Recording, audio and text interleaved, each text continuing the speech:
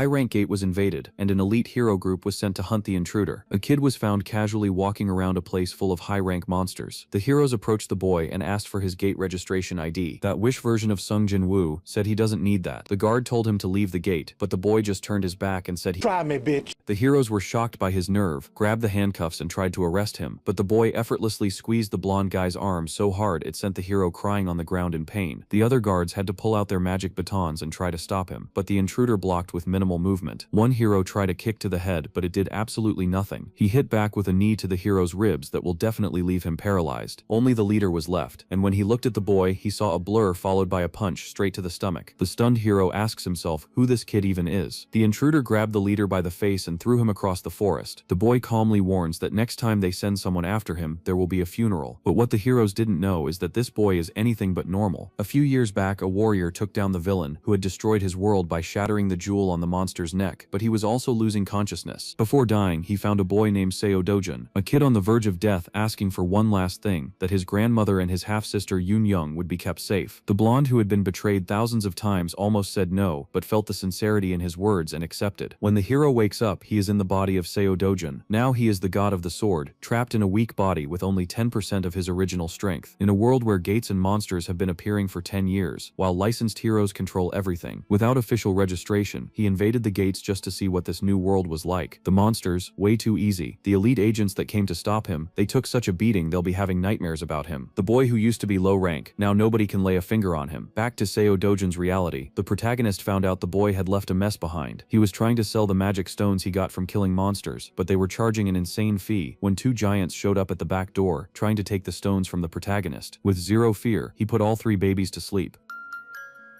With just him and the seller in the room, the fee dropped from 40 to 15%. Arriving home with a fat stack of cash, he made up a story for his grandma and sister, and started thinking about the plan to keep the promise he made to Seo Dojun. Leaving the house, he runs into two loan sharks, collecting 48 million won in debts the original Seo had left behind. The protagonist took a deep breath and threw a lightning-fast punch that left the other thug with no idea what just happened. Seo let the other one walk away unharmed, and sent a message to the boss that he was coming for him. Later, Seo used the money and took his sister out for lunch. A woman arrived at the place and was completely shocked because she never expected to see him alive. But after they talked and she walked away, she couldn't understand how he got out of the rift zone where she had thrown him to die. The next day, the protagonist took a cab and headed to the loan shark's base to settle the debt. The boss was furious seeing him after he beat up the henchmen. The protagonist says all the henchmen are weak. The boss got even more irritated by his nerve, and all the henchmen stood up surrounding him. One of them couldn't hold back and rushed the boy, but took a punch right in the middle of his face that left everyone in shock. Then the protagonist stopped holding back and started beating each one of them without any mercy. Now that everyone is on the floor, Seo said he wants a registered ID ready by tomorrow. The boss is terrified by what he just saw, but Seo found something strange about the whole situation and asked if a red-haired woman had ordered the hit on him. At first the guy stayed quiet, but after Seo squeezed his shoulder he cracked and told the whole truth. They were supposed to kill him and make it look like a suicide. Seo turned his back and walked away. The next day, with his registration card in hand, he passed through the Bamseo gate. Inside that gate, he had to fight giant venomous snakes using his claw gauntlets. The gate boss was tougher than it looked. He tried everything but nothing could pierce those scales, until an old sword appeared that he found on the ground, and with that sword he ended the fight, slicing the monster to pieces and taking down the boss with ease.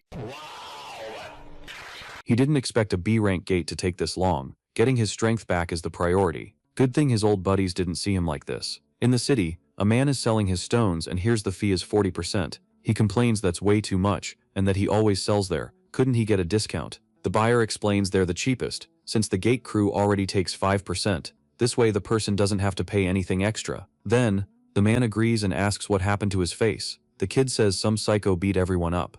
The bandana guy says real skill matters more than ranks. Someone guarding a shop doesn't have the power of a hunter hero. He also offers to help the kid if he needs it. Then Selly walks into the store. The clerk yells that Selly's the one who hit him, but the bandana guy can barely believe it. He says a hero doesn't hit innocent civilians. The employee knows the guy is a 7-year veteran and knows a lot of people. Like always, Selly tells him to get lost and asks if he's trying to get revenge for the kid. The veteran knows one of the biggest causes of hero deaths is fights with other heroes, so he says he's busy and they'll meet up later. Selly says the employee's been complaining about him, then throws a bag of stones at him and tells him to do the math. They're high-level stones worth 150 million won total, which the protagonist thinks is nothing. The smartass says they need to add the fee, and Selly gives him a terrifying look. Then he smiles and says the amount after minus 15% is 148.5 million. The employee imagines himself screaming that the fee is 40% and punching the hero, but he just says big transactions need a supervisor's approval. Selly tells him to get approval right now, so he does, calling his boss.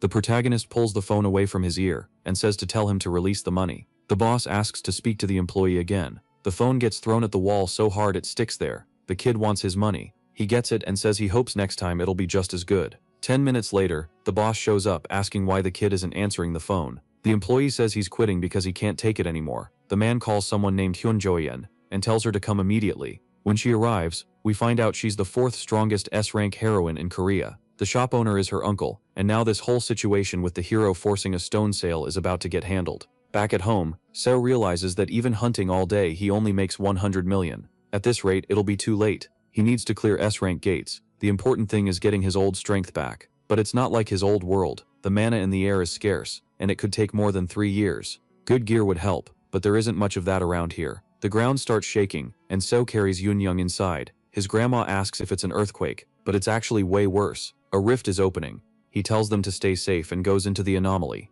At the Heroes Association, someone tells the leader a new rift was detected in Mappo after 63 days. The White Lion Guild is closest, so they decide to contact them. They also realize it's in a house's backyard, which is a problem, because if a civilian goes in, they have to wait for them to come out. And if the person dies, it's even worse, because a monster wave happens every 10 days, which would wreck Seoul. They know Seo went in trying to save his little sister, and since he's not a hero, there's a huge chance a wave will happen. Meanwhile, Hong Hee-ju is confused about this whole awakening thing. The bald guy explained. She gets furious and asks what Kang Chol-woo did. She wants to make it clear to Kang that if he fails to kill Seo, he'll have to pay back 10 times what he got. But the bald guy explains a rift opened at the kid's house and he went inside. Hong seems calmer now that she knows she won't have to see the brat ever again. Inside the rift, the protagonist realizes it's the Patiswa forest, where he used to come all the time as a kid. Since he knows the way, he heads to the world tree, which holds flowing pure mana. His old world was destroyed because that tree was burned, and the mana got ruined, so now our hero will be able to get his mana back.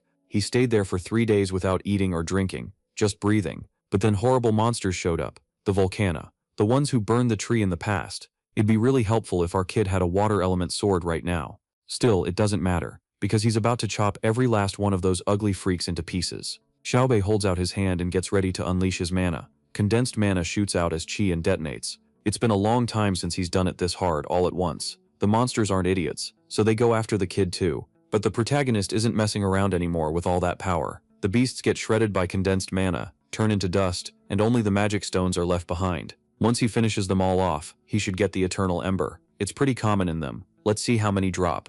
And Seo keeps fighting non-stop to protect the world tree. In the end, he gets the ember and crushes it in his hand. It'd be nice to draw more mana from the tree, but with this body, it's impossible. Still, he can absorb the ember and convert that mana into a fire stat. Back in the day, he didn't even have to do that. Now it takes 10 minutes just to absorb one. Seo's going to do it with as many as he can. Outside the rift, the hero Bang Song-woo is pissed about the situation. Kim Hyun-woo explains the kid just wanted to save his sister. But the other guy thinks he heard a rumor. It's easy to awaken inside rifts and didn't think about anyone else. If he wanted to die, he should have gone alone. The guildmaster told them both to wait for the wave. Looks like rifts also popped up in the US, China, the UK, Turkey, and Switzerland.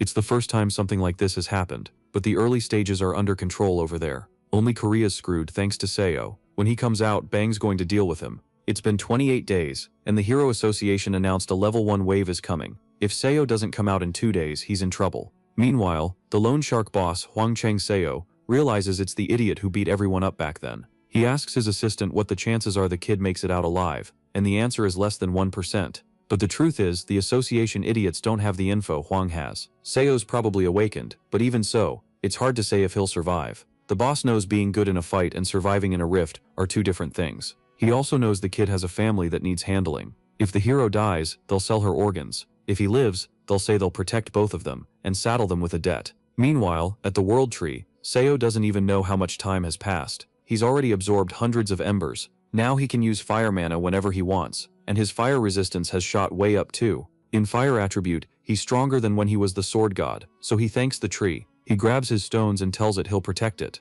Finally, he leaves the rift, but there's no one within a 1-kilometer radius. Everyone evacuated because of the wave. Seo senses a stronger aura in that direction. He takes off running and sees Bang and Kim from behind. He judges them by their clothes and knows they're the same guys from the last gate. if he gets caught, it'll be a huge problem. So he doesn't waste time, and fires off a blast of flame way off in the distance. It explodes and gets their attention. A house starts burning, and everyone panics. Seo likes how clean and precise fire is. His friend Kusak would have admired it. He was the strongest fire mage on the continent. Then Kim notices the rift is acting weird. They run over to check, and it's literally just disappearing, and Seo gets away with his magic stones. On the news the next day, everyone's shocked the rift vanished. People guess Seo died, but he's worried he might not be able to see the world tree again. Our hero makes it to Yeongdongpo. Two scumbags are talking like, since the brat died, the old lady and the kid are next, which is a shame, because the kid's gonna be pretty when she grows up. That's when the protagonist shows up asking about the boss and scares the hell out of them.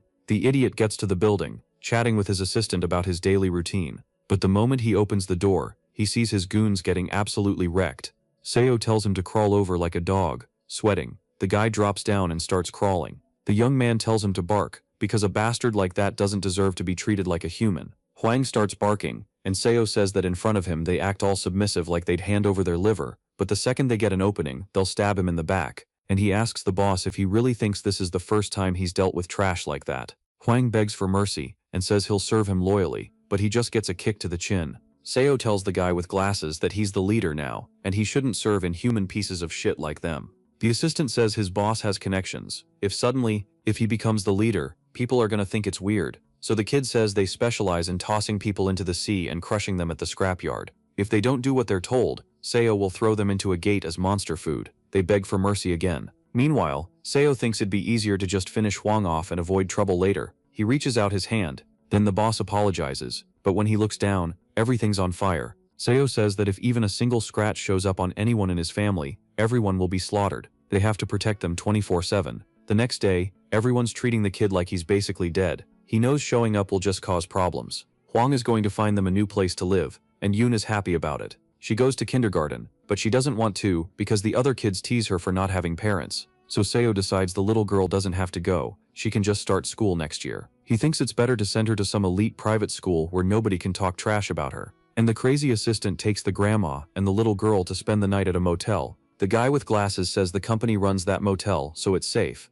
He remembers the little girl being super happy to see him again, and her grandma looking relieved. At the restaurant, Yoon asks if her brother is a hero, but she hopes he isn't, because heroes fight monsters and sometimes die, and she and grandma want him with them for a long time.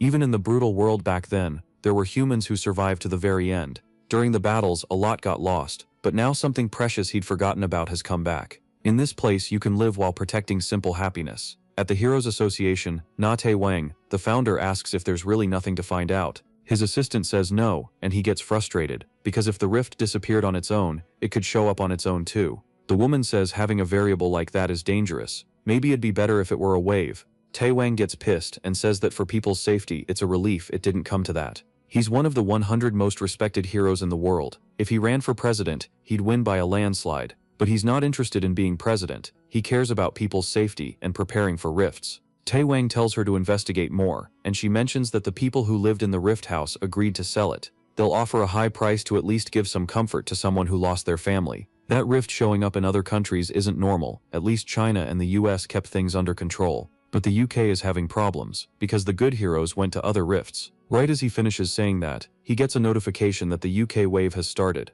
Later on, Xiaobei walks into the shop to sell stones, and the employee freaks out. He yells to the manager asking who this guy is, and the manager stands up. The kid says he came at the perfect time, because he's got a lot of stones to sell, and wants someone more experienced. But the manager says he doesn't do business with him, thinking they're low-quality stones. He explains that such a low fee is a huge loss for them, and says there's a reason the gate center charges a 5% commission, and the manager tells the kid to get out. But Xiaobei opens his backpack and shows the stones. They're shocked by a hero stone worth basically whatever price he names. In Mexico, the drug lord Kurzaman was crushing magic stones to make drugs, and when the power activated, he awakened as a hero, so that stone is famous for being essential. It's a rare ultra-luxury energy item. Xiaobei says he'll leave since they don't want them, but now the manager's interested. The manager says a 0.5% fee is too much, but the kid just says if they don't want it, forget it. The hero says he's annoyed, and the manager apologizes, but he's sick of it and just wants to know if they'll take it. Then the guy with glasses starts talking way too much, so Xiaobei turns around and starts walking out, but the manager begs for a 9% fee. Then 8%, because his boss will kill him if he finds out about this. Then he asks for 7% and 6%. so Seo says he'll keep it at 1%, and he says he's got 7 more backpacks just like that. So the young guy makes 67 billion won, realizing the house he wants is actually doable soon. But the problem is, gates aren't enough to get high-quality stones, and he can't go into rifts. Then, his phone buzzes and there's a notification about a wave in the UK. Back then, no matter what country it was, he would have gone and sealed the rifts. But the kid doesn't live like that anymore. Now he's out with his family at a restaurant. His grandma thinks it's way too expensive, but Seo says he's made plenty of money. Yoonj is loving the food, so the boy orders even more, which kind of annoys the older lady. Everything tastes amazing, and everyone's happy. But it doesn't last long, because Hyun Jae-yeon shows up. She walks in asking if she can have a quick word with the hero. He says they can talk after dinner. Yoonj introduces herself, and the kid completely ignores her. That leaves her standing outside, frustrated, and everyone's whispering about her, one of the 10 most beautiful heroines in the world. It's been 2 months since he went into that rift, and came out alive, after being reported dead. An awakened becoming S-rank in under 2 months is weird. Normally that takes years. There's no way it's real. The guy must have some other unique ability. Dinner's over, and Hyun is still there, but someone else is waiting too. Kang Cholwoo, pissed that the kid is still alive. Seo ignores the guy and goes over to the purple-haired girl. He says he'll hear what she has to say, but first he needs Hyun to call a taxi and take his family home, because he's got something to deal with now. The heroine puts his family in a taxi and tells them not to worry. Meanwhile, inside, Kang's already gotten punched in the face, and an employee tells him he can't do that in there, and the poor girl gets slapped too. The guy is completely unhinged, out for blood, but before he can do anything, Seo punches the blonde guy right in the face. Dead serious, the hero asks if Kang was the one who locked him at the gate and left him to die. The villain says he's got nothing to say to some guy abandoned by his dad, and with a stepmom who wants him dead. Seo starts recording Kang and tells him to say it again. The man's fist, barely even human-looking, bursts into flames as he winds up for a punch. He even calls Seo's mom a slut, but then embarrasses himself because Seo just blocks the attack, and Kang goes flying backward, shocked at what just happened. Seo immediately lines up a counterattack, no hesitation. The employee tries to call the police, but Hyun shows up and says she'll handle it. Meanwhile, the hero is basically beating Kang down with his fists. Hyun's shocked because the guy is B rank and he's getting absolutely wrecked. Even if Seo were A rank, there's no way it should be this easy. Hyun says if this keeps going, the kid's going to kill Kang, so he stops punching. She asks what the younger one knows about Chelwoo, and Seo says enough. The girl explains that his cousin is Kang Yongpyo, an S rank. The young guy says he knows and asks what the big deal is. Hyun's stunned by how little he seems to care about the consequences. She explains Chelwoo does whatever he wants because Yongpyo protects him. What Seo's doing is dangerous. The protagonist just smiles, and the heroine asks if he isn't scared. But Seo's bothered by how much she knows about his life. So Hyun explains her uncle sent her, the guy who buys magic stones, and she wants to buy them too. She adds that she'll buy all he has, but Seo says it's a lot, but the kid doesn't realize an S-rank hero's money is basically beyond imagination. So he suggests she just give him a ride, something that should be nothing for Hyun Juyen. Then we see Hong Hee-ju losing it after finding out her stepson is alive. Her pet bald guy says even the Hero Association thought he was dead, and he adds that Kang got beaten by Seo Dojin. That makes Hong realize the brat must know something. If her father or husband finds out, it'll be a huge problem, and if the media finds out, the group's stock price will tank. She tells the bald guy to intercept the media and shut the police up immediately, but he already did. Still, that's not a real fix, because Kang's cousin is Yongpyo. Chelwoo is seen as trash, even in the hero world. He's just a pawn, doing the dirty work. Yongpyo orders. If the police and the media start messing with Kang, it looks bad for his cousin too, so the older one did something. Hong wants to find the guy, and she asked for a meeting as soon as possible. She also talks about President Hwang Chang-seop's betrayal when he took care of Seo's family. The woman has Prosecutor Park summoned, and wants to make the guy pay for abandoning her. All in all, there are 37 rifts in Korea, and 5 of them have turned into gates. For the rest, only linked-assigned heroes can go in.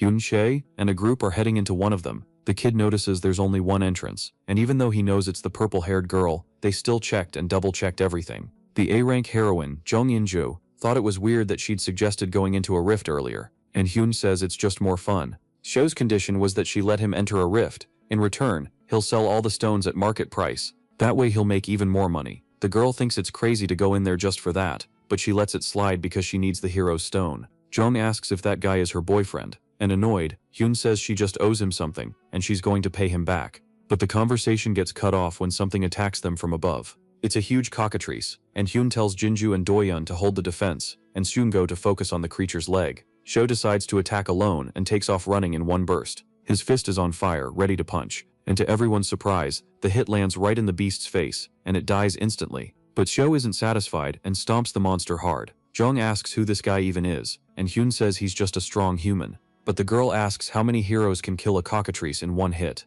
The heroine says even her sister can only knock it down, but the brat doesn't buy it. So Hyun decides to change the plan. She'll dash to the center real quick. But first, she goes up to Sho. He immediately says he's not splitting anything with people who didn't help, but she tells him his abilities won't be useful there. He needs to go deeper, and he smiles, saying that sounds fun. Hyun says she knows the place well, so she'll lead, and he should follow her. Then she takes off at an insane speed. So goes right after her. They joke that if she's a bullet, he's light. The team gets left behind, and Jung realizes A ranks next to Su ranks are basically just small fry. Meanwhile, Hyun turns around and doesn't see So she wonders if she should slow down. But actually, he's right beside her and tells her to go faster. She's shocked because she's the second fastest in Korea. So admits she's slower than he expected, and that she ran like she was trying to ditch him. Then they spot the rift boss on that mountain. Hyun explains its name is Kassarian, a massive 20-meter monster, kind of like a wyvern. It takes at least 3 S-rank heroes to take it down. Then So asks if the monster has the Song Magic Stone, the highest level one, and she says yes. Freaked out, Hyun asks if he's seriously thinking about going up there, because she didn't bring him here to do something stupid, and to her surprise, the kid takes off running. She chases after him, and they head for Kassarian's mountain. Right after that, we only see the monster defeated on the ground, and Hyun is speechless. The beast is insanely powerful. Even Park Hyol, an S-rank hero, went in with 30 A ranks, and everyone died except him. Later, for revenge, he brought another S-rank hero and 200 A ranks. In the end, he managed to hunt Kassarian, but most of the heroes died, and Park Hyol's super guild took more than 3 years to recover. Seo says Hyun didn't contribute anything, which frustrates her. Even so, she can't believe she just watched the great Kassarian get taken down with a single blow, and the kid got a huge magic stone from the monster. Then he tells Hyun he doesn't need help anymore. From now on he'll go alone. But Hyun says there's more useful stuff on the corpse, like feathers and claws. The protagonist says that's not worth money. It's more efficient to get more stones from other monsters, and she can have that stuff. At the end of the day, the team says Seo came back with a giant backpack full of magic stones. It would have taken them 3 straight days of non-stop hunting to get that much. Shaken, Jong remembers her friend telling her he beat Kassarian solo. That makes him the strongest hero in Korea, and maybe in the whole world. In the meantime, the kid brings even more magic stones. No one would believe it if they told the story, and the team starts guessing the 2 lovebirds are flirting. They'd make a cute couple, but Seo is treating her badly, something Jong never thought would be possible. Out of nowhere, the kid just leaves, doesn't even say goodbye, dumping the backpacks behind. Jong told him that once people find out about Kassarian, the hero's gonna get super famous, and Seo doesn't want to deal with that, so he left it for the purple-haired girl to handle. Everyone's shocked, especially Sean. In the city, Park Hyol is training like a maniac. His assistant tells him to take it easy, and Park says he'll shut up everyone who ever looked down on him. The assistant keeps stroking his ego, saying nobody understands the strategy to take down Kassarian better than he does, and one day he'll be known as the hero who killed the beast with the smallest team. But compared to 3 years ago, his guild's influence has dropped a lot. Still, he stays confident. Somewhere else, Kang Young-pyo is talking about how his cousin tried to kill Seo at the gate, but instead, the kid awakened there, and all of it was at the request of Madam Hong Hee-ju, who's insanely rich. The assistant tells him the boy is her illegitimate son, and that when she gave birth, she kicked the brat out. Apparently blood doesn't matter that much in rich people's world. Kang also finds out his cousin got 3 billion won for the job, then got beaten up and ended up paralyzed. The assistant adds that his whole body is covered in scars, and he's blind. He barely survived. Kang says if it were him, he'd chop the kid into pieces. His guy keeps feeding him info. Hyun was helping Seo, which makes Kang furious. Nervous, the assistant says that thanks to her statement to the police, everything got wrapped up. Kang snaps that he wants to know immediately what the relationship is between those two, what deal they've got. The hero knows Hong is going to come to him to do what Chulwoo couldn't. With a weird look, he says the madam's got plenty of money. Elsewhere, Seo is walking and thinking, like he expected, a rift is more efficient than a gate. The annoying part is he'll have to rely on Hyun's help. She said that if she sells Kassarian stones, people will figure out who killed it and start questioning her ability. The media will go nuts, so it's better to keep them hidden for now. Seo knows he'll have to find another way to get to rifts, but for now he's going to rest at the place Hwang set up for him. Bad news, there are a bunch of shoes at the door. That's not a good sign. Inside, several men are waiting for him. One of them says he's Prosecutor Park Chae-leung from Seoul, and asks if the kid knows Hwang Chang-seo.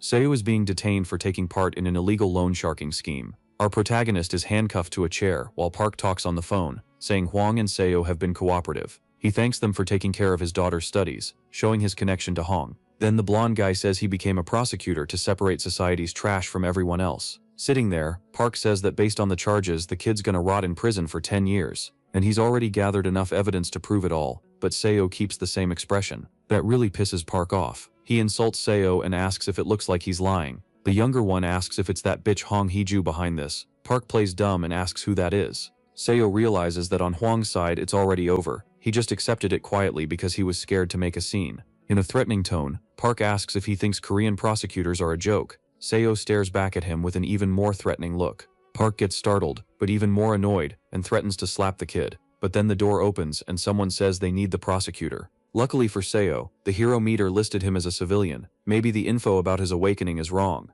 Park knows there's no way something the Tin Group investigated could be wrong, and the fact that Seo knows about Hong Hee-ju is weird. Now the kid gets why South Korean prosecutors are called mad dogs. Maybe it'd be better to burn everything down and run off somewhere with just his grandma and Yoon Young. But then Hyun suddenly walks into the room. She asks why he's there, but he doesn't know either. She explains that if the hero uses force now, it'll be hard to deal with the fallout later. Then Xiao asks if she wants to help him, but Hyun knows the hero didn't do anything wrong. Making false accusations is wrong, and she knows he was framed, so it's better to sort this out ASAP. The purple-haired girl says the Hero Association is going to run an investigation, and that she'll be checking out unlicensed heroes. But Seo's worried about his family, which annoys Hyun since she's not his secretary. Still, she ends up going along with it, and says the two of them are fine and there's no reason to worry. He thanks her and says he'll pay her back, and Hyun says it'll be taken care of as quickly as possible. That said, the method she chose isn't about proving Seo's innocence, since Park got fired after being found guilty of taking bribes.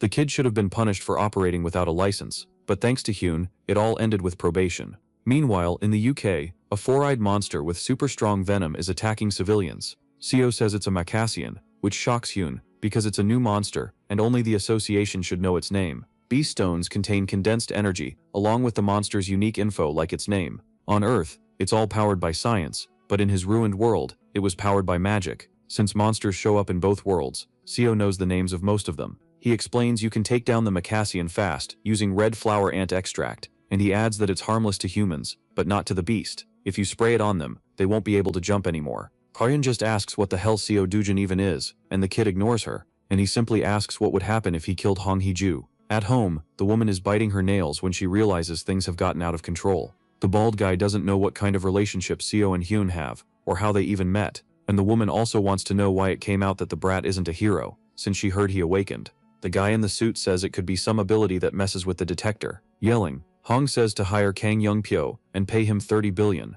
At his place, the guy says for double that, he'll do it, because he knows she doesn't have any other choice. And honestly, that amount isn't even that much for her. After all, he'd have to fight Hyun, who's S rank. His assistant says she's strong, and Kang says he can take the girl out in 20 minutes. The man asks about the association, and the other guy says the UK said they can't raise the amount, because they already announced to the public that they're recruiting heroes, which puts Kang in a bad spot, since he can't really refuse over low pay. The assistant says the guy has to go in 3 days with Japanese heroes. Thinking it over, Kang brings up the Macassian. If he figures out its weakness, his price is going to shoot up. In England, the heroes are doing everything they can to hold the monsters back. Unfortunately, the creatures are way too strong and they're struggling. But without clear info, they're basically helpless against an unknown enemy. And now that Cambridge's defensive line has collapsed, there are only 60 kilometers left before the capital, London. Suddenly the monster's eyes go dark, and everyone shouts that Hyun was right. The red flower ant extract is working, and the Macassians are weakened.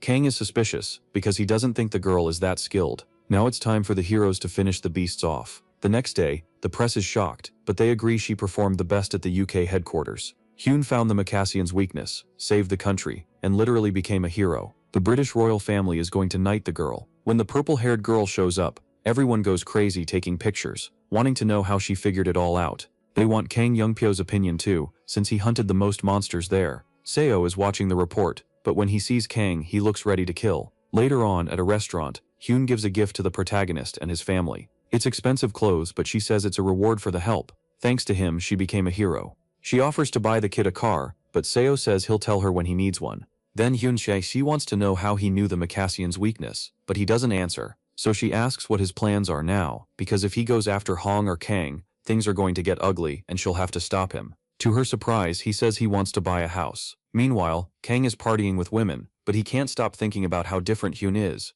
She knows the Macassian's weakness, but she's still hiding how she found out. And the worst part is what happened with Seo Dojun on the plane. Kang asked her about the kid smashing the prosecutor's head, but Hyun explains that the one who started all of this was Chelwoo, when he grabbed the kid at the gate. On the day of the fight, Seo wasn't the one who started it, and Kang says that even if his cousin did something stupid, he's still his cousin, and he's got a reason to want revenge on that brat. Hyun just shrugs and says the guy can do whatever he wants. She's not getting involved. Shocked, Kang realizes their relationship isn't as good as he thought. The girl ignores him and says there's no reason for her to step into this. The guy can't stop thinking about it, because he feels like Seo is hiding something. The city of Shrewsbury in England got wrecked by the wave, and the British Hero Association wants to secure as many magic stones as possible before the next one. A bunch of heroes were sent to the rift, which is being guarded. One of them says that if they had red flower ant extract, even D ranks could take down a Macassian. The other says that if the wave had been blocked earlier, the place would be perfect for finding magic stones. A region where a wave already happened can't be blocked anymore, and in the second one, different monsters show up. The guard says nobody knows what might appear, but the other one sees something behind him. It looked like someone was coming out, even though the team only went in 5 hours ago. They need to stay alert, because regular people looking for magic stones will definitely show up. Suddenly, there's an explosion, and the guards turn around, freaked out. It's a man, or rather a being, and the guard blurts out that it's not a hero or a hunter. They need to call HQ right now. The entity gives off green power and makes both of them float. One of them tries to throw daggers at the monster, but it bounces them back like it's nothing, saying it was way too weak. The being clenches its fist, and the two guards are basically done for. It says 10 years have passed, and they haven't even reached 20%. Maybe it failed. Even after activating the dimensional rift, now it'll have to build up its mana first. One of the guards asks who it is, but then he's actually done for real. The being says it'll start by wiping the weak off the world.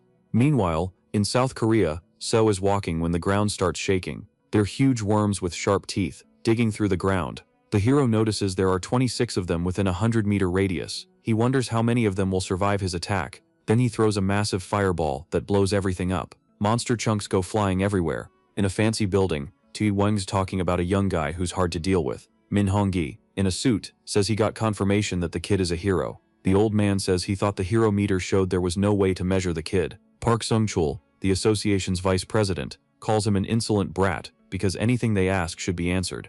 Then Min says this whole thing started because of a nasty plan by the hero Kang Cholwoo. Seo awakened when he was near death during the gate incident, then got revenge on the guy, and handled the Mappo monsters all by himself. Even if some of what he did was a bit over the top, it's clear the kid's strength is insane. Thinking it over, Tu Weng says he's hard to handle, but his loyalty isn't in doubt, and he requested an official hero license, and since Hyun is backing him, he can skip the usual procedures. As soon as that name comes up, everyone's shocked. Seo is now officially Korea's 8th best S rank, and can hunt in rifts. Tu Weng laughs at how the second the kid got his license, he immediately went to explore a rift at crazy speed. The most shocking part is that he went into a level 2 one without a guild. Park Sung-chul thinks he's out of his mind, and he suggests to the president that if the kid comes back alive, it'd be good to promote him and reveal his identity. After all, he's the 8th S rank. Min says the young guy might not want that. The right thing is to ask him first. The old man tells the director that if another hero at his level showed up in times like these, people would feel relieved. Tian says he gets both sides, but he'll go talk to Seo Dojin directly. And meanwhile, Seo is out there wiping out more killer worms. He uses his firepower, gained from the embers, and slices the monsters in half. Then he realizes his mana drain is no joke. The kid seriously needs a weapon. The young guy gets to the Gasan complex and tells the receptionist he wants to make a weapon out of this. But the guy says only people with reservations can go in. Seo tries to talk to him, but the guy says they're full and don't have time. The hero grabs him by the collar and asks if he's the boss, but the guy's just the owner's son. So the main guy tells him to call his dad, because he came here after hearing this place is good. The owner shows up, Choi Chelkwan, and asks who told him about the place. Seo says it was Hyun Juyeon, which shocks both of them. Then the kid hands over the fang from the giant black assassin, leaving the man speechless. After that, the hero asks him to make a sleek sword as long as possible. The craftsman says that with non-metal materials, if you stretch it too much, it won't be durable, so he'll make 2 medium blades instead. Annoyed, Seo asks if the old man just isn't skilled enough. Just connect the two. He needs a long sword, and he needs really high mana absorption too.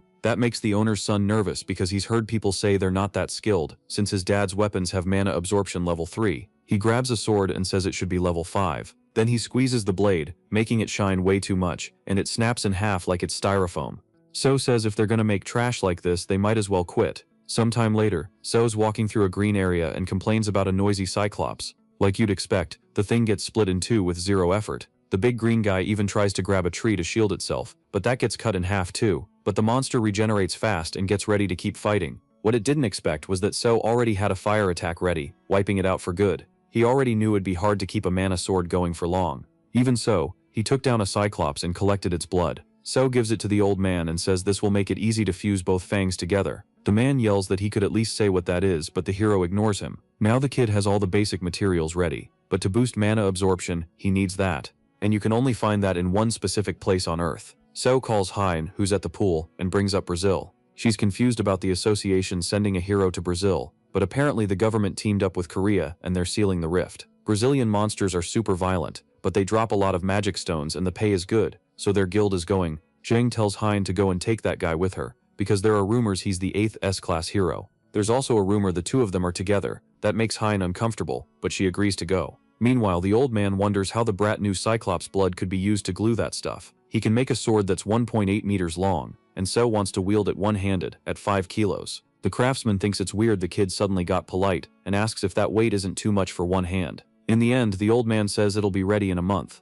So wonders if a level 7 sword could handle all his power. Looks like he'll need that. He tells the man to just make the shape for now, because he's going to get it. And the old man doesn't believe the brat can actually get it. We just don't know what that is yet. A few days later, the MC gets a car from the purple-haired girl, but she says it's only worth 100 million won. He says that's fair, and for some reason she gets embarrassed. Then she asks if something's going on at the Hero Association. Xiaobei says they're trying to expose his identity, so he paid the proper price. Hyson says Tai Huang usually likes fair deals, but the main guy says the dude got the message. She says she'd appreciate it if he'd consider her position as his guarantor, but he just shuts the door in her face. When she comes in, she says the association is a mess because of the fortress collapse in Brazil, so they'll have to deal with the rest later. Hythan adds they'll have to completely seal off part of the fortress, and the boy asks if she's going. Purple Hair says yes, and he tells her to go with him, which makes her nervous. Meanwhile, Kong is asking the woman for more money, saying now's not the time to be cheap.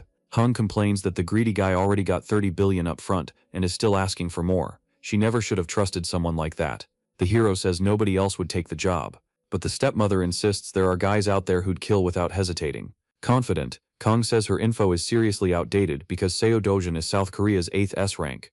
The woman yells that this has to be a joke. The other guy shoots back that if she doesn't believe it, she can just wait until he messes everything up. That new info makes Hong really nervous, because if it's true she can't control him, so she'll end up paying extra. Kong says it'd be even better if they became regular business partners. Hong says she'll agree to anything, as long as that brat gets destroyed. The mercenary checks his phone and says the woman's lucky, because the perfect opportunity for the mission just showed up. On the plane to Brazil there are 5 S ranks: Yoon, Jong Song-ho, Park Hye-yeol, Jong Yeon-pyo, and Seo Dojin. In Sao Paulo, at the Brazilian Heroes Association, some guys say they've arrived, and a few of them already went straight into action without even stopping at the hotel to rest. But one of them is scared. The Koreans might find out a certain piece of information. The bearded guy says they just need to make sure everything stays under control until the operation is over. Marius is Brazil's treasure hero, and he was defeated by an unknown entity, and it wasn't a monster. The black box clearly picked up the shape of a human, and it happened near the Santoren rift. Moshao texts Sedjo, and that lunatic is already at the most problematic rift, all by himself. Meanwhile, they're in a meeting about the adjustment period, which is 2 days before they're allowed to enter the rifts. When the girl gets into the car to go after the protagonist, Kong stops her and says the schedule hasn't started yet. Then Hoon replies that she needs to check a location, and the man asks where. She says Santarem. The hero looks thoughtful, because the Brazilian Association told them to avoid that place. In the area around there, the guild is on edge, except for Sedjo. Hoon says that since they're already there, the kid could explain why he's in such a rush, and he answers that she's the one who's late. The girl explains that if Sedjo had said he was going there, she would have known and gotten there in time. And she demands an explanation for why he wanted to go there. The kid says it's because of the blue croco. Hoon asks what that is, but the young guy doesn't want to answer. So she says she's 3 years older than the brat, so he should respect her the way she respects him. Sedjo replies that she just needs to talk normally. They keep up this dumb little argument, while the 2 guild members wonder if they can really just jump into the rift like that. They might be with Hyun, but it looks like the newbie is the one leading. But not all newbies are the same. Sedjo Dungeon is a record-breaking newbie. The purple-haired girl asks if the hero is planning to close the rift. He says he came there for the materials, so he's not closing it. He's grabbing everything he can. But a huge razor-sharp claw cuts the conversation short, attacking a boy with everything it's got. Everyone gets into position and realizes those monsters are no joke. Sejo tells everyone to get out of the way and pulls out a sword. The old man said that if he wants to get the blue Croco's heart, he'll need to borrow his sword. The protagonist doesn't get scared in front of the monsters and wastes no time attacking them. They get taken out in just a few hits, and the guild people comment on how strong the kid is. At night, at the camp, they talk about how insane Seo was against the blue Crocos. You can barely even count how many he destroyed by himself, and one of them says that's how the kid fought the cockatrice. The guy is definitely not a normal hero. Then Huan goes up to him and asks if he's done collecting the hearts, and he says she can just look. She tries to figure out what he's going to do with all that, but changes the subject and asks what kind of meat that is. Seo says it's blue Croco meat, and it's totally edible, which grosses her out. I mean, they've got plenty of food, why eat that nasty stuff? He just says she doesn't have to eat it. Zhong asks if it's safe to eat that thing, and why even do it when they've got so many supplies. Huan decides to try it, because Seo said it's actually good. She takes a bite and realizes it tastes really good. Then Zhong comes up to him and asks how he managed to win the girl over like that, because she's never had a boyfriend. What's the trick to getting her to that level, like getting her to eat that nasty stuff? Our boy remembers his original life then. At the Imperial Academy, before he turned 20, he met Lady Maysil Grain. After 20, he met the daughter of House Leshley, Luenda Leshlian. And in his last sanctuary in a ruined world, he met Veronica. Zhong yells at him, demanding to know what his secret is. Sisho explains that honey doesn't chase the bee. The girl says that's the cringiest thing she's ever heard. Back in Sao Paulo, Kang is trying to figure out why Hyun went into the rift when the operation hasn't even started yet. And she even took Sisho, Zhong, and their guild. There must be valuable monsters in Santoraim, but according to the association, it's just insanely dangerous there. The hero complains that anything involving Sisho Dushan is unpredictable. Then Hong calls him asking if the brat is still alive. Kang says she's rushing him and asks if something happened.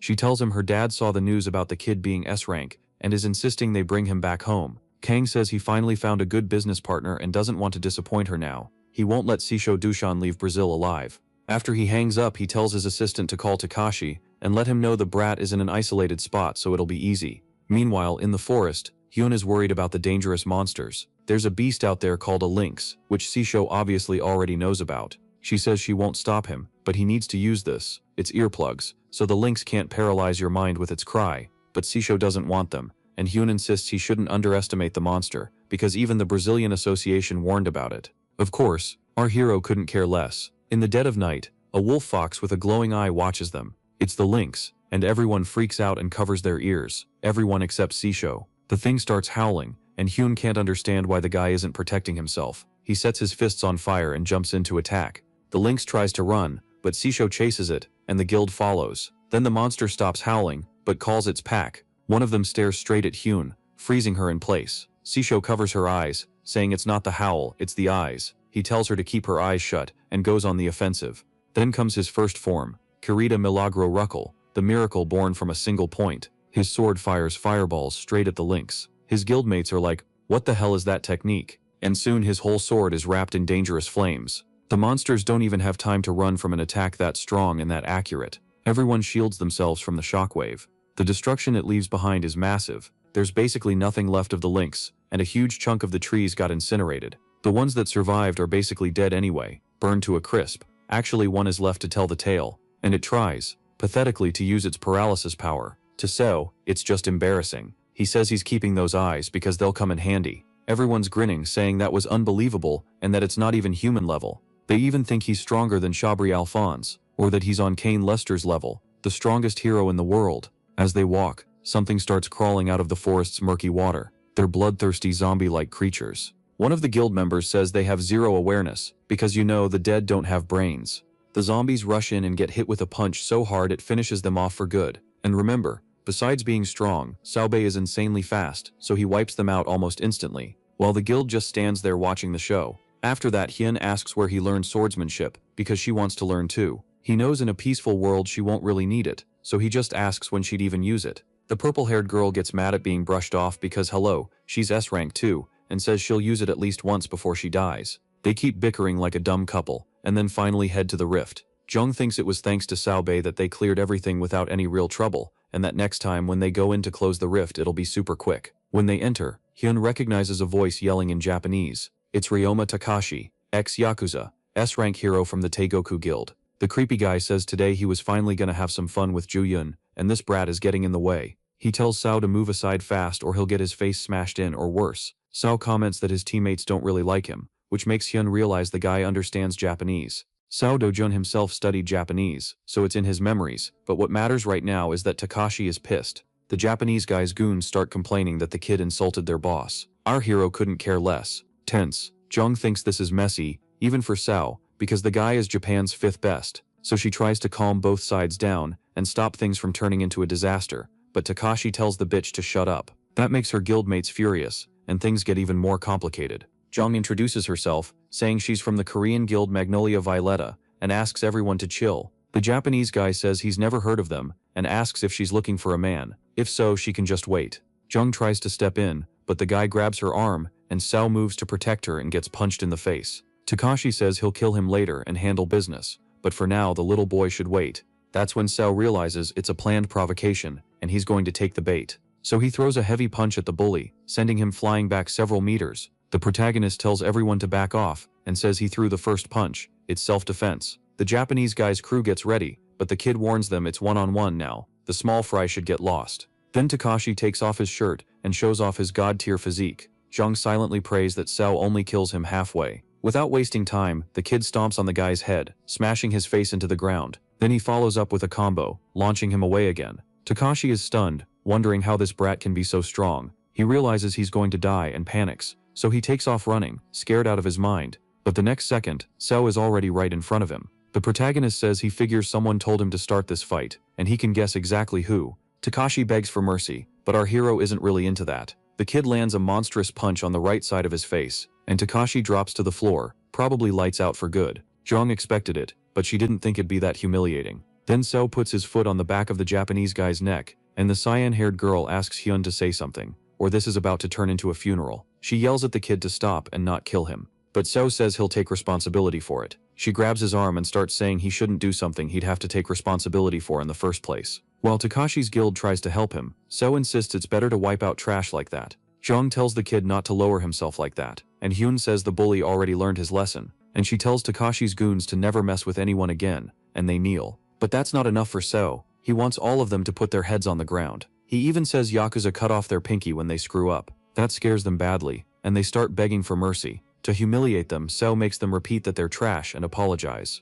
Back in Brazil in São Paulo, the president can't believe it. An S rank at that level ended up crippled because of one single man. He was hoping Korea and Japan would work together to close the Santarém rift. But if this is true, there's nothing for the Brazilian Association to get involved in, so they'll leave it to the Koreans and Japanese. Daniel asks if anything near the rift seemed different, but Jung says no, and if Seo Dojun was mentioned so much in the report, why isn't he in the room with them? They say the hero had to go take care of a few things. There he is, at the hospital, holding a bouquet of flowers. Seo tells Takashi to stay still, and puts the lynx eye close to his one good eye. Then he asks what happened. The man whispers that thanks to trash like himself, he caused trouble for the Korean guilds, and that the Yakuza are idiots. Rumors about the fight between the Korean and Japanese heroes spread fast. Taiwan mentions how there's news about Seo Dojun every single day. His assistant asks if it's true the Japanese Association gave up investigating, but apparently Takashi himself told them not to do anything. There must be something even Japan wants to avoid. Soon, thanks to the new S-rank hero, the balance of the hero world is going to shake. The operation to close the Brazilian rift is tomorrow. The Koreans interacted with heroes from all over the world and shared their plans,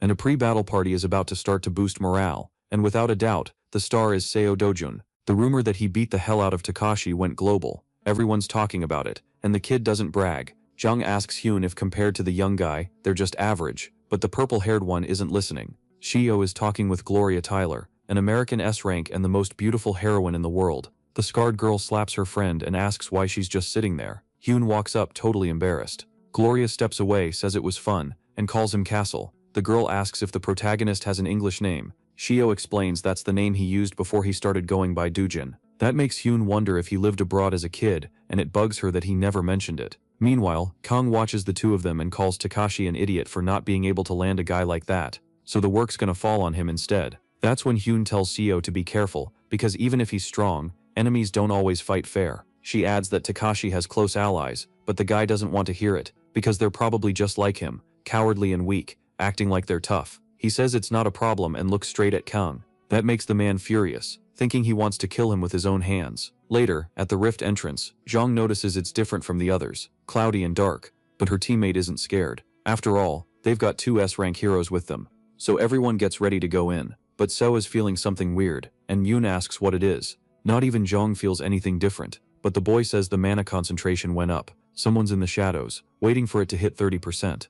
The being calls them all insects, and says it wishes they'd all just die from that alone. The guild starts feeling pain and choking. So can tell the quality of this mana is totally different, denser than in the Pardishwa forest. Yoon realizes it's the first time she's ever seen him this tense. Something serious is going on. Jong tells everyone to calm down, because it's a trait of this rift, and since their bodies feel heavier, they need to stay alert. She tells Hyun and So to focus on protecting the formation. Yoon agrees, and the protagonist knows that's the safest move. They all decide to push forward, because the goal is to close the rift. While So was entering the Santarem rift, a team of French, Korean, and Brazilian hunters was closing another rift in Manus, and they were getting brutally attacked by killer bees. Park Hyo realizes it makes no sense, because bees are monsters even C ranks can hunt, and yet even A ranks are getting torn apart. The hero feels his body getting heavy. Normally he'd be able to mince them up easily. It's hard to know how many people are going to make it out of there alive. In Santarem, a bunch of orcs are attacking our heroes. The team is confused, because normally black orcs aren't this strong.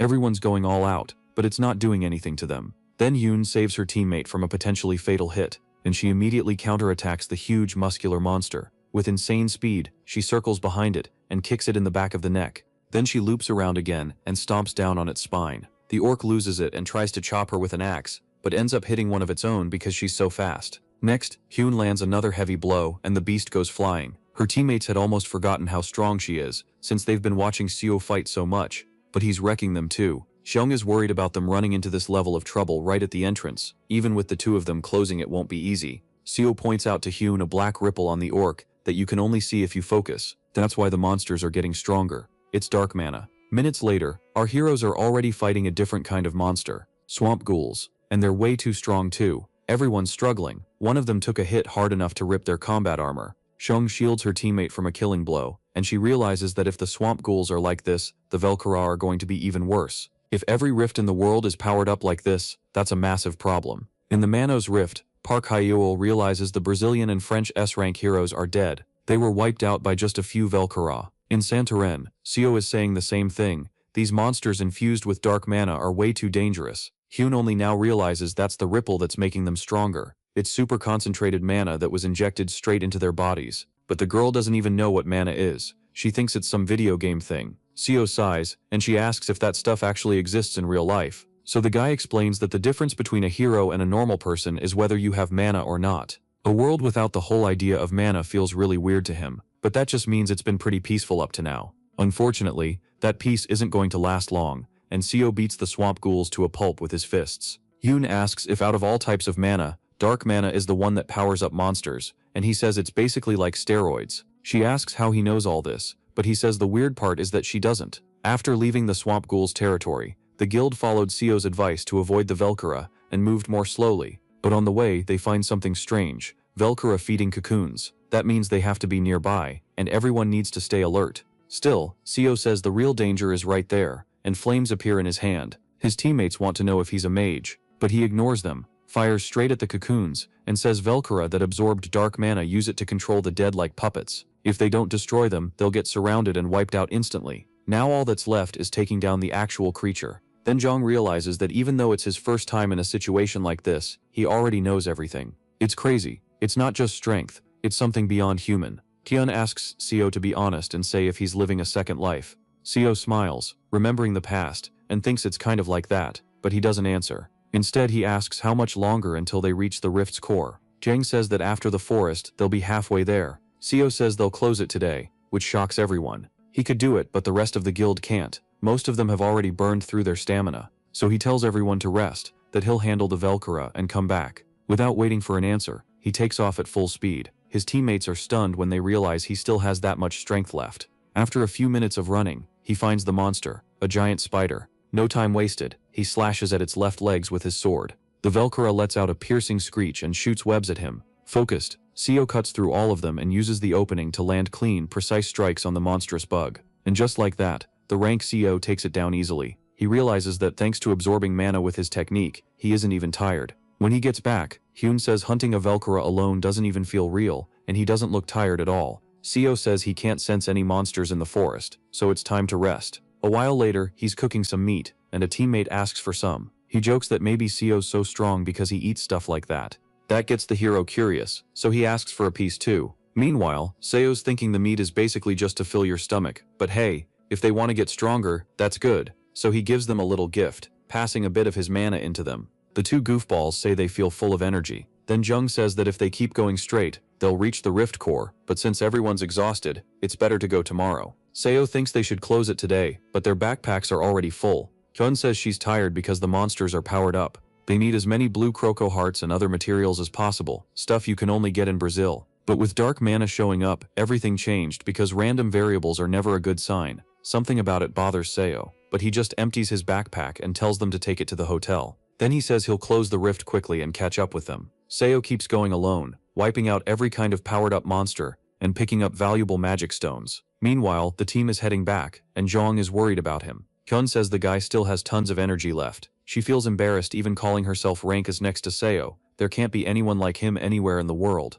In the meantime, he's taking down a bunch of huge black orcs. There are a lot of them, but obviously that's not going to stop him. He forms a massive fireball and hurls it straight into the monsters in his way. None of them survive to tell the tale. By the time the team makes it outside the rift, it's already daytime. Seo hasn't stopped fighting this whole time. He's collecting a ton of hearts and magic stones along the way, since each one of them leaves a bunch behind. At the Brazilian Heroes Association, everyone's celebrating because the rift got closed, but then they mention the guild that was there, left 10 minutes ago, which leaves everyone confused. 10 minutes earlier, Seo was fighting a two-headed twin ogre. According to him, it's a creature that evolved really fast because of the dark mana, and there's the rift core, right behind the big ugly thing. Seo gets ready to end this once and for all. He makes his sword burst into flames, kicking off the second form of the Vandian swordsman style, saying Grammy Grimoire Fora. The magic unfolds into lines. It's a brutal attack, landing on the ogre's right shoulder. Seo grins and says he's just getting started, then swings again.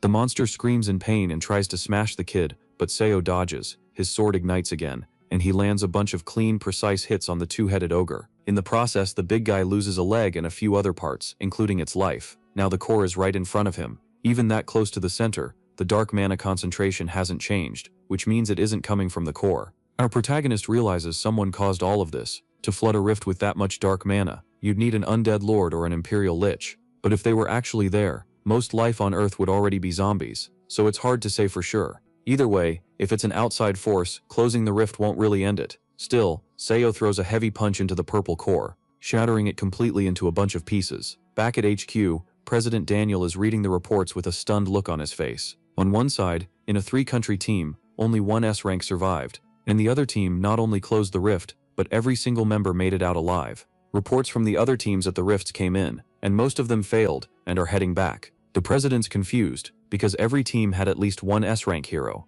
so the only team that succeeded was Hyun's, the Korean team. But the rift only closed after they'd already left. Hyun should arrive at HQ any minute, and Daniel needs to talk to her. It took an hour to reach the Brazilian HQ after they left the rift. In that time, Seo had already closed the first one and gone into the second, and he realized this one's core is underwater. Meanwhile, Hyun is telling the whole story to the president, and he can't believe it. She says the other S ranks died in their zones. She explains that if it weren't for Seo, she'd be dead too. The guy doesn't want to believe the monsters got stronger because of this dark mana, and gained powers that can take down S rank heroes. And even worse, this Seo Dojun is stronger than all of that. On top of that, they got reports that several rifts in the south were closed. Hyun thinks maybe the dark mana didn't show up there. Even so, they can't let their guard down. The danger level is higher than it's ever been. She'd told Daniel the entrance color changed, and that's the only way to tell for now. He makes a call, basically yelling for them to check the entrance of every rift in Brazil immediately. When he leaves the room, Hyun calls Taiwan and tells him everything.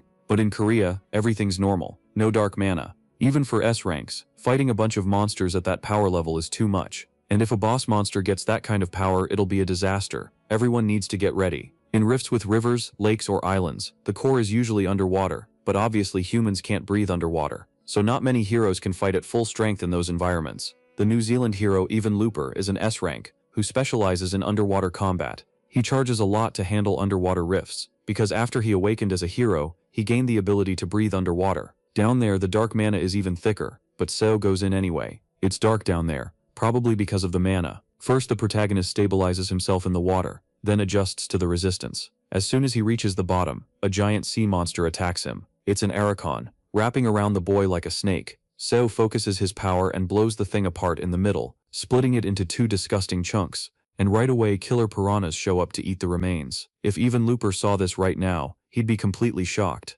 Our hero doesn't even bother getting stable. He keeps total control of his body. His feet are planted on the bottom, and he's throwing punches at the same speed as on land, but it's a lot of enemies all at once. That's when he notices something on the bottom, a creepy black fish, with his eyes shining. The kid wasn't expecting to run into an Aniclimax there. In his old world, everyone who became a legend had one thing in common. They hunted Aniclimax back when they were still nobodies. Seo can't let an insane chance like that slip by. The thing has no natural predators. Anything it faces ends up having a subspace created that swallows the prey whole. Our hero gulps some water and starts running out of air. Beating it to death would be easy, but then he wouldn't get its subspace. The right way is to suppress it with pure mana, and that space will become his. With that, the protagonist turns into light, and everything around him gets destroyed. But at that speed, he's going to get pushed back. So the hero focuses harder, pouring in even more mana. In the process, he absorbs the dark mana from the depths. His nose starts bleeding, and maybe this is too much for his current body. Time to go all in,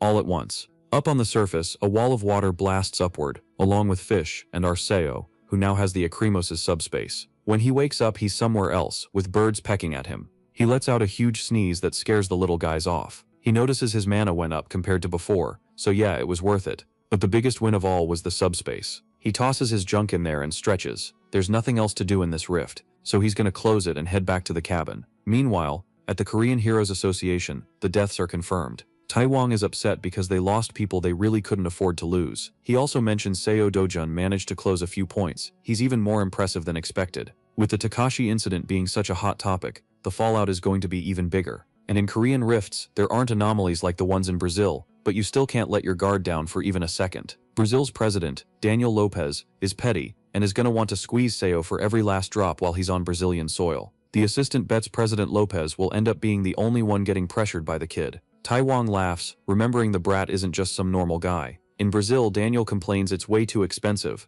Seo says then that there's nothing to talk about, but the president calls him back. He tells him to think about Brazil's safety, because that's his mission as an S-rank hero. But the young guy says he closed 2 rifts by himself. The Brazilian heroes still haven't closed theirs. Then Seo adds that Brazil's safety has nothing to do with him. If Korea's rifts were like this, the guy wouldn't be sending his heroes over. The assistant says the situation is critical. Every rift within a 500-kilometer radius, centered on Santorini, is inaccessible. If something like that happens again, it'll be the end of Brazil. Yoon says then it's simple. Just do what Seo asked. Compared to Brazil's safety, it's not that much. Daniel agrees and says that for each rift closed, he'll get $50 million. Seo says that for the 2 already closed, $100 million needs to be deposited. With that kind of money, he'll easily get the safest house the original Seo Dojun asked for. The promise was kept. Hopefully the kid's satisfied. So the association agreed, and Seo signed a contract that forces him to keep his mouth shut. There was a funeral for the heroes, and everyone was sad. After that, the guild is having lunch, when Jung asks if Seo is going to the next rift with them, but the kid still hasn't decided. Because while he's closing one, the team can head to the entrance of the other, and Jung says that way they close that rift together, so they can knock out like 3 a day. For the ones they close together, they'll get a cut of his reward. Seo also tells Hyun not to do too much, just stay safe. Everyone thinks the 2 of them are dating. Later, already inside the rift, a Cyclops tries to attack the hero. The kid smiles, knowing he's about to make more money. His punch lands right on the Cyclops' cheek, crumbling its face, but it doesn't take it down, which makes Seo realize this one's tough. So when the Cyclops charges him, the kid decides to try a new technique. He steps on the monster's arm and kicks it straight in the face. But the big muscular freak is still fine, and now it's pissed. So right when the Cyclops was about to punch the kid, Seo opened his subspace, and its fist went into nothing. Then its hand popped out in another subspace, punching the back of its own head hard. Seo realizes that isn't efficient in a fight, because the mana cost is way too high. Then the news comes in that the South Maru rift has been closed. Daniel can't believe it got shut in just 8 hours. And the money got deposited into Seo's account. At this rate, they're going to burn through billions in just a few days. The president realizes they can't let him take everything, but if they pay late, Seo might just quit. Daniel orders them to immediately call in all the nearby A-rank and B-rank heroes and form a team to compete with him. The reward will be $10 million, and they'll get full support. Now it's Seo Dojun versus the International Alliance of Heroes. Which side will close more rifts? Kang already got the message, and his assistant says the rumors that the S-ranks died are making everyone nervous. Then the guy says 10 million isn't much, but since it'll be easy, whatever. He realizes they're all going together as a team, which will suck if they end up stuck with Seo. But then they notice the brat's name isn't on the list. Neither is Hyun Ju Yang's. That's suspicious. While they're walking, the girl asks the protagonist if the association is actually paying properly. She says the payments must be a huge burden, so they gathered up all the other heroes. Hyun thinks the kid's being generous, and the association is the one being sneaky. They already set aside the funds they promised Seo, so money isn't the issue anymore. Something else is. Just like the Brazilian association expected, the competition got results fast on both sides. At 3 p.m.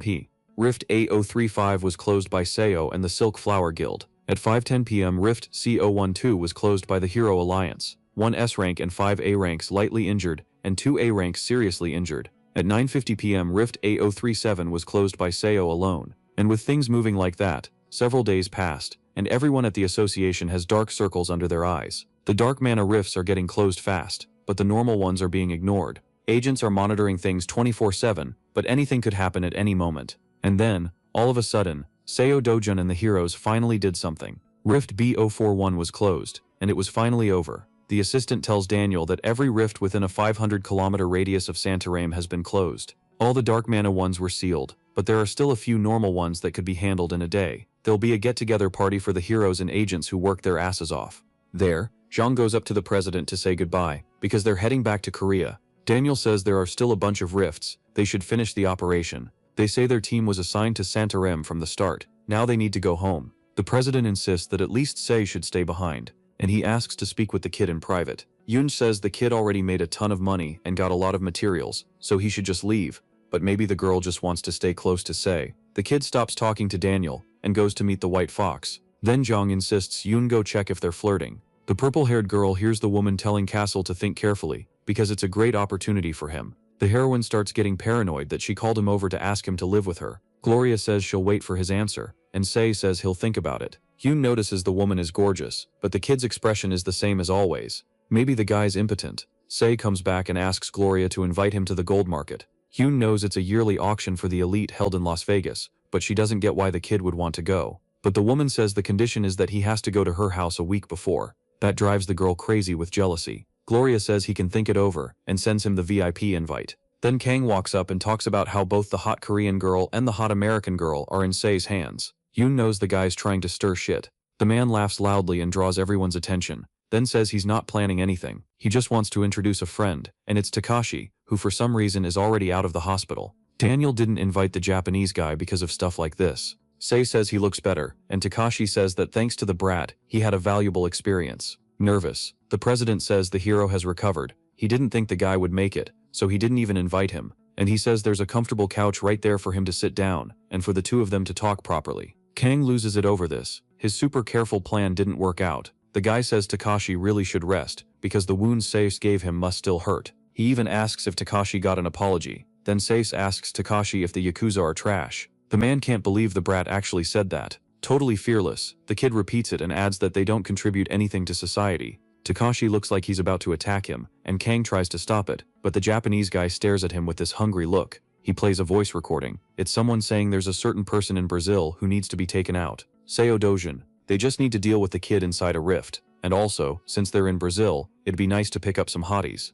The guy wants to use the chance to hit on Gloria or Hyun Joyeon, because she gives off never dated before vibes. Seo didn't think Lynx's eyes would be that effective. Kang Yongpyo picked the wrong opponent. From now on he's going to suffer really slowly until he wishes he was in a coffin. The man says that Yakuza guy ruined everything, and he lands a solid punch to his stomach, which probably finished the guy off. Kang takes off running, and Daniel tells them to go after him. Hyun yells that Seo should catch him, but the kid doesn't even move. He could have stopped all of this. It was definitely a shocking night. The incident spread across the whole world instantly, and hit Korea and Japan hard. Both hero associations stayed quiet, while the media dug up all kinds of stories about Kang and Takashi. And Hong is definitely not happy, of course. After trashing the whole house like any pissed-off rich girl, she asks what happened to Kang Yongpyo. The bald guy says Interpol and the World Hero Alliance are after him, but apparently they still haven't caught him. Hong's on edge and hopes the guy dies trying to resist. Then she asks about any loose ends, but those have already been taken care of. Something's bothering her, and it's on that phone because it's personal, and only her family knows the number. But there's a recent text. It's from Kang, telling her to cooperate, or he'll leak the evidence. She screams that being connected to Yongpyo is a disaster, and she throws a vase at the bald guy for being too slow.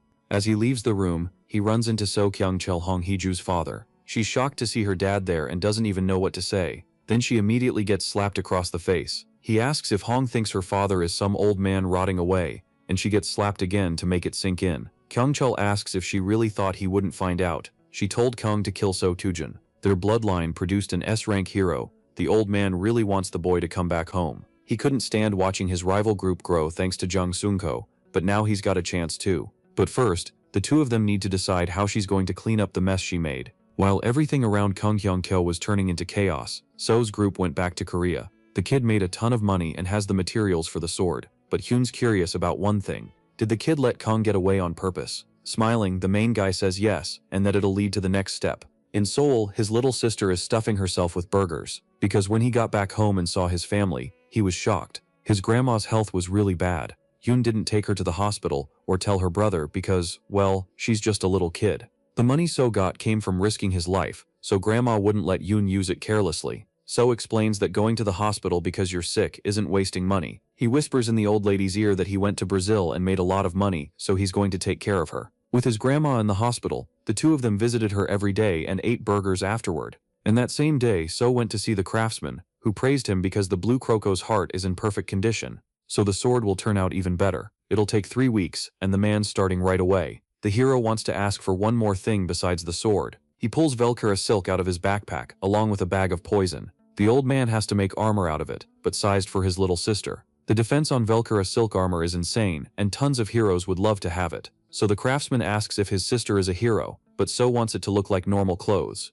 It's not for fighting. But the old guy says kids grow up really fast, so she'll only be able to wear it for like 2 years max. Then So pulls a little bottle of green liquid out of his backpack. It's Telupu extract. If you mix it in with the cloth materials, it turns stretchy. Telupu is a super common plant-type monster. The old man didn't even know that, and asks where the kid learned all this stuff. So says it's his second life. After that, some mysterious person is walking through the city. He goes into an underground cafe, and says the owner must have good taste. He came to meet someone, and wanted things kept quiet. The guy with glasses is Park Sung-wook, 52, an ex-executive secretary who now works freelance. He's there to meet So Dojin, and right away he says the kid is all over the news. So got his contact through Hyun Jue, who said Park helps heroes when they want to get things done discreetly. Park says he can do anything as long as it's not illegal, and orders an espresso. So says he wants to build a house, and Park's like, so it's not gonna be anything normal then.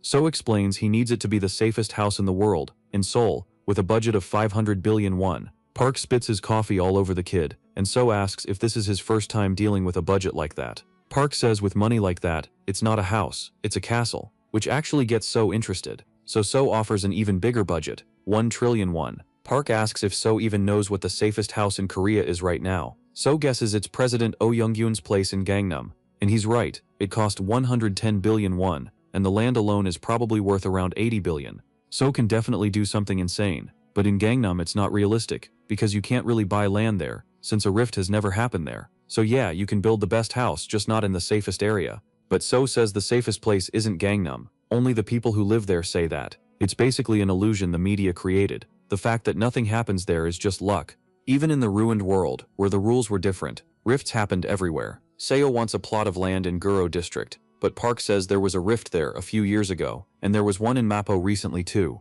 But Seo only wants Guro because it's close. Then we see this creepy red rift. A dragon comes out, looking confused, and right after that, Seo Dojun just shreds it. His new sword is way better than he expected. The craftsman says confidently, it's the best thing he's ever made, and he won't charge anything, because Seo brought all the materials. But Seo already sent the money anyway, 1 billion total, because he doesn't like owing people. Truth is, the sword is worth more than 100 billion. Hunting is gonna be ridiculously easy now. After meeting Park Sung-wook and deciding on the house, Seo spends weeks focused on hunting rifts. While he's walking with his sister, she says it's good grandma's getting out of the hospital in a few days, and she complains her brother's been super busy lately. But then some guy says, well then you don't need to visit the old lady every day. The man was sent by Seo Gyeong-chael, and he needs the kid to get in the car. Seo tells Yoon-young to close her eyes, and that guy's car is about to end up straight at the junkyard. Seo tells him to get lost and never come back. Seo explains to his sister the guy was trying to separate them, and the little girl asks if she can do the same thing if someone tries to split them up.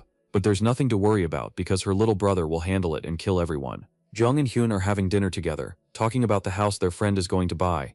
Hyun tells the purple-haired girl she'll have to move closer to him, and Hyun starts getting paranoid that Gloria's gonna steal her man. Then Jung says she wants to move closer to Seo too. Hyun thinks she's joking, but she's not. Just not for the reason Hyun thinks. It's for the guild's benefit and to make it stronger. Seo's on a whole different level compared to Sesh ranks. It'd be smart to have a guild office near everyone's house, and so the two of them decided to become the protagonist's neighbors. Back at HQ, Tai Wong says the kid closed 9 gates in 2 weeks. Since the payout isn't cheap, the old man called him in to figure out what the hell was going on. His guess is the kid thinks Korea's about to get dangerous like Brazil. Because of that, Seo got paid more than 45 billion. But the guy just says it's because it's right in front of him, and he needs money to build a house. And he's also got a question about the construction, because after that day, a bunch of deals started happening around his lot. First Hyun and Jung, then Tai Wong and the guild members, and pretty soon even some heroes and speculators jumped in. Meanwhile, Kai Wong-sil says blood doesn't lie. The old man found out about his purchase and had them buy up all the surrounding land. The rumors kept growing and growing, pulling in more buyers, and the prices shot up, but Sehud already locked in his share. The weird part is the house is way too small for such a massive lot. Apparently the extra space is to make the place secure, a rounded structure with an outer wall, that way it can be built fast, and Tai Wong will handle the paperwork side. Next thing, our hero's already inside a gate, and Tai Wong brings up Seho's request to tame monsters, which totally caught him off guard, because nobody's done that before, but the old man gave him permission to raise monsters on his land. The craziest part is the brat wants to raise some Caesarians, and he's already in the process of capturing one.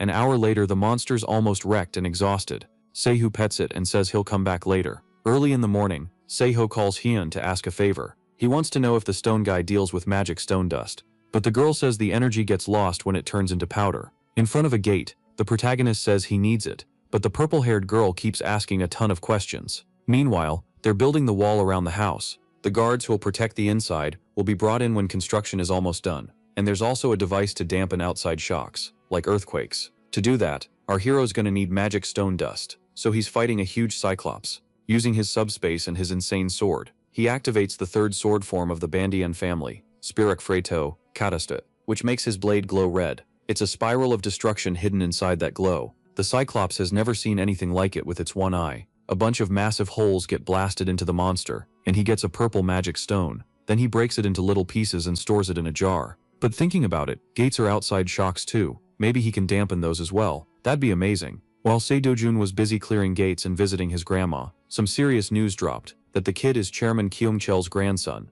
That was the old man's plan. Now everyone's gonna see Seo as his grandson. People say they knew something was off. Some kid that young becoming S-rank. It was probably money, since he's a nepo baby. The protagonist starts the press conference by saying he was born an illegitimate child and got abandoned when he was little. And he keeps going, telling his story, Seidojun's real life. Even the doubters started seeing posts from his school friends, and old bosses from his jobs got interviewed. So people started feeling for the kid. Because of that, the grandpa's group stock dropped 30% in an instant. We see the original asking for his grandma and sister to be kept safe. Soon that promise is going to become real. The biggest, best security in the world. Everything's basically settled, but Kang is still around. For now, he's about to walk right into a trap. The last thing to deal with is the gates that can pop up out of nowhere. That's why they're doing the outside first, to protect against that. The kid's paying double so he can move in sooner, so everything will be done in 10 days. And Seo made it clear, nobody's allowed to come in tonight. He tosses all the magic stones he's collected into his subspace,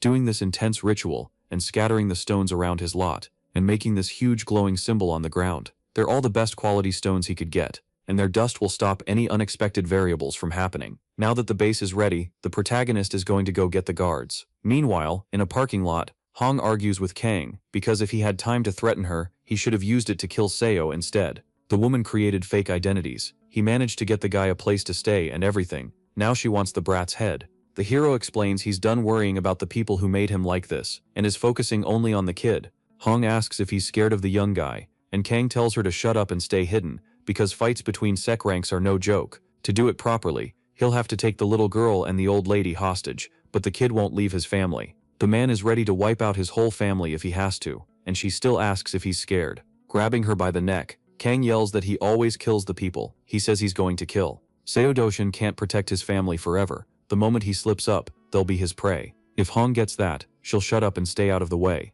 because the man said he'll pull it off no matter what. In a creepy castle there are only death knights. There's no real difference between the boss and the monsters. There are 3 of them at the door, and they're not easy to hunt.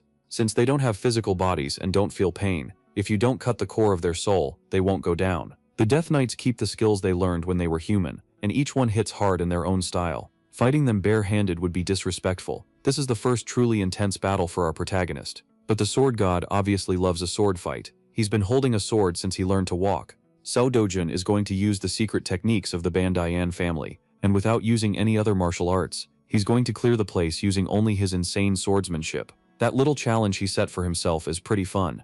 Now there's only one Death Knight left. Out of the regular ones, the kid knew there'd be one stronger. Still, it disappoints him. It's just an elite, attacking with everything it's got. The difference in how sharp its blade is obvious. Our protagonist is really enjoying this fight. The attacks are good, clean, precise, and bloodthirsty. And that one is going to become Soush Dojun's guard. He got 5 elite guards in 2 days. And that's enough for now. He only needs a watchdog. Kassarian is furious at this human, and tells him to get out of his nest. But Soush isn't here to mess around today. Pissed off, the monster calls him an arrogant brat. But then it realizes this human is on a whole nother level. He's insanely strong. Next thing you know, the kid is riding Kassarian, flying out through the gate. The beast is confused because its place is in there, but it doesn't have a choice. Out in the streets, people are terrified, seeing Kassarian flying overhead. Soush tells the thing to be careful and not crash into buildings. It looks like it's about to rebel, because this is humiliating. So it lets out a roar that almost blows out the civilians' eardrums. The protagonist tells the monster to stop scaring the neighbors and fly quietly,